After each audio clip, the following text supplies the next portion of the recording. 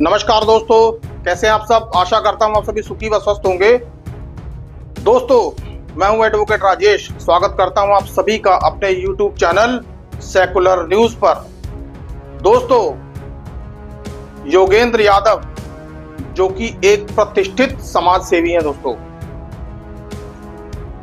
उन्होंने हरियाणा चुनावों को लेकर एक बार फिर से बहुत बड़ा बयान दिया।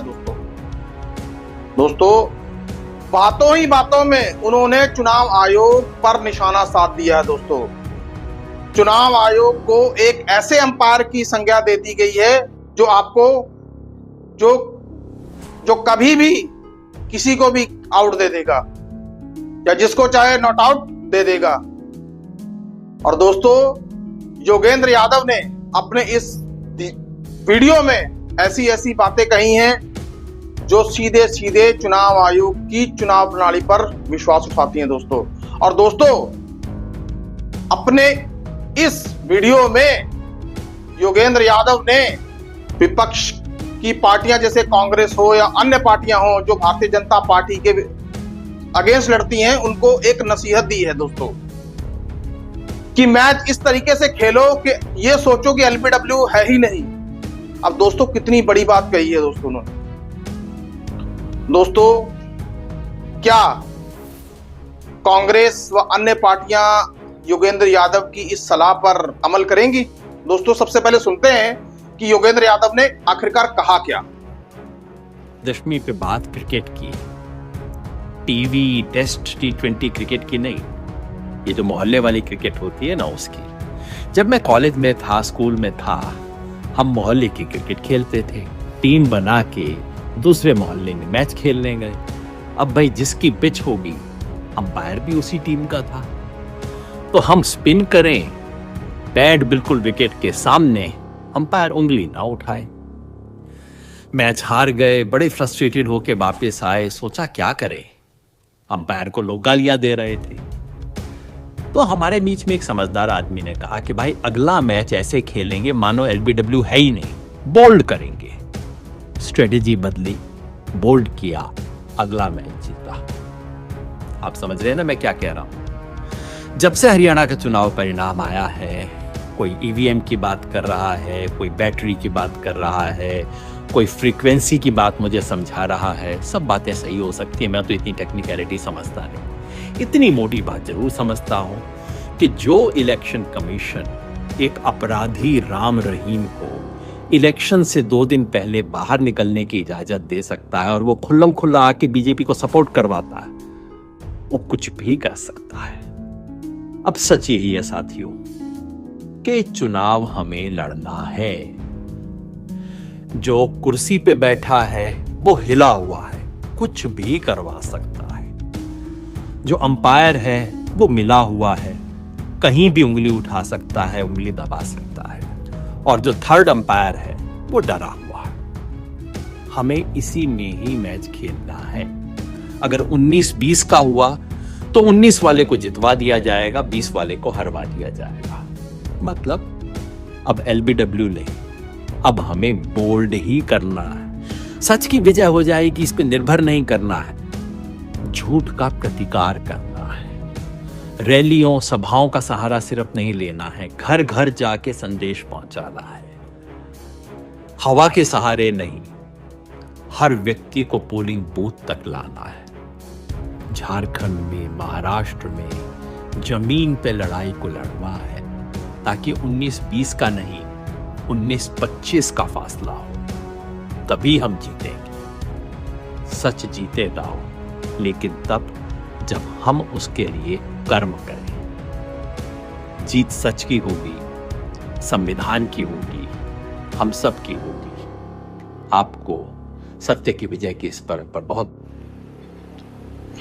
तो दोस्तों, आपने योगेंद्र यादव को सुना। योगेंद्र यादव किस तरह से चुनाव आयोग पर उंगलियां उठा रहे हैं। हरियाणा चुनाव में जो कुछ हुआ, हालांकि वो उस चीज का जिक्र करने से बच रहे हैं, लेकिन इशारों में उन्होंने चुनाव आयोग की कार्यप्रणाली पर सवाल उठा ही दिए हैं दोस्तों,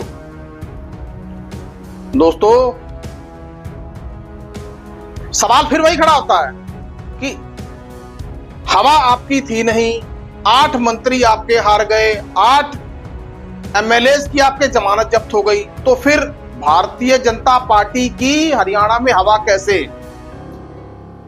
और दोस्तों सबसे बड़ी बात ये कि बैलेट पेपर के जो नतीजे थे उस हिसाब से यदि देखें तो कांग्रेस कहीं ज्यादा लीड कर रही थी दोस्तों। एक समय कांग्रेस का 74 पर लीड करती दिखाई दे रही थी दोस्तों, और भारतीय जनता पार्टी 16 पर। तो दोस्तों ईवीएम खुलते वक्त ही सारा खेल एकदम से कैसे पलट गया दोस्तों। दोस्तों ये बहुत ही सोचने का विषय है दोस्तों, और योगेंद्र यादव पहले भी मुखर होकर अपनी ऐसी ही बातें उठाते रहे दोस्तों। अब दोस्तों राहुल गांधी इस पर क्या निर्णय लेते हैं, राहुल गांधी की पार्टी इस पर क्या एक्शन लेती है दोस्तों, एक्शन लेती भी है कि नहीं लेती, कि बस महाराष्ट्र के चुनाव या आने वाले चुनाव में ही व्यस्त हो जाएंगे और यह मामला एक बार फिर से ठंडे बस्ते में चला जाएगा दोस्तों। यदि आप चुनाव हारते हैं तो ईवीएम पर रोना बंद कीजिए। आप जिस चीज पर सवाल उठा रहे हैं, यदि आप उस चीज के खिलाफ लड़ नहीं सकते तो फिर आपको बार बार ईवीएम पर ठीकरा फोड़ने का कोई अधिकार ही नहीं है दोस्तों। योगेंद्र यादव की बातें कुछ ऐसे ही इशारा करती हैं दोस्तों। जब भी कांग्रेस चुनाव हार जाती है तो ईवीएम को कोसने लग जाती है दोस्तों। अरे ठीक है, आपको लगता है कि ईवीएम में आपके साथ कुछ गड़बड़ी हुई है, चुनाव आयोग जाइए, सुप्रीम कोर्ट जाइए, आवाज उठाइए। आवाज कहां पे है कांग्रेस की दोस्तों? अब ये तो आने वाला समय ही बताएगा कि कांग्रेस अपनी आवाज कैसे और कितनी बुलंद करेगी दोस्तों, बुलंद करेगी भी कि नहीं करेगी। दोस्तों मैं एक बार फिर से याद दिलाना चाहूंगा कि राहुल गांधी ने 2023 में जिस तरह से यात्रा की थी, और काबिले गौर बात यह है कि राहुल गांधी के घुटने में बहुत बड़ी समस्या थी, लेकिन उसके बावजूद भी 113 दिन वो चलते रहे दोस्तों। जब इतनी बड़ी यात्रा आपने कर डाली हो तो दोस्तों यदि आपके सामने कोई समस्या है, आपको लगता है कि ये एक समस्या है, तो उस समस्या के खिलाफ खड़े होइए, उस समस्या के खिलाफ संघर्ष कीजिए, तभी आपको जीत मिलेगी। जन समर्थन आपके साथ है, पब्लिक आपके साथ है। इस चुनाव ने इतना तो बता दिया कि जन समर्थन राहुल गांधी के साथ ही था। लेकिन दोस्तों अब कांग्रेस इस बात को कितना समझेगी या अन्य विपक्षी दल इस बात को कितना समझेंगे, अभी तो आने वाला वक्त ही बताएगा दोस्तों।